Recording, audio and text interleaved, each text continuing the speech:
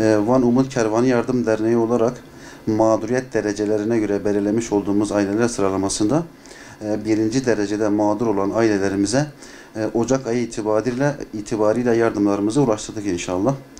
Allahu Teala bu yardımda bize destek olan yardımsever kardeşlerimizden ve esnaf kardeşlerimizden razı olsun inşallah.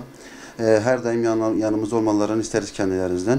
Çünkü malumunuzdur, memleketimizde mağdur ailelerin sayısı ciddi manada çoktur.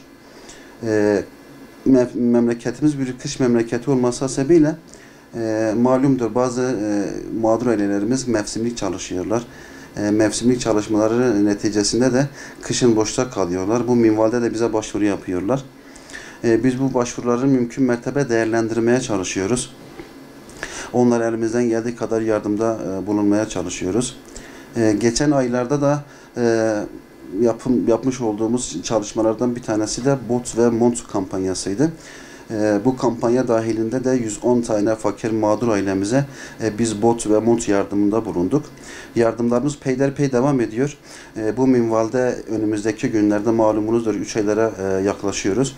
3 aylarda da Van Umut Kervanı olarak belli başlı faaliyetlerimiz olacaktır.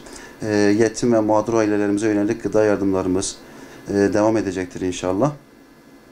Bu minvalde de biz dediğim gibi bazen yani mağdur ailelerimizin sayısı çoğalabiliyor.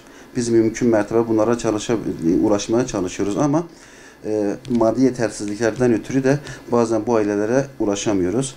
Bu konuda da esnaf kardeşlerimize ve yardımsever kardeşlerimize buradan çağrıda bulunuyoruz. Bizi bu konuda yardım bırakmamaları, desteklerimizden esirgememelerini istiyoruz. Allah-u Teala bu konu hakkında bize yardımcı olan tüm kardeşlerimizden razı olsun inşallah.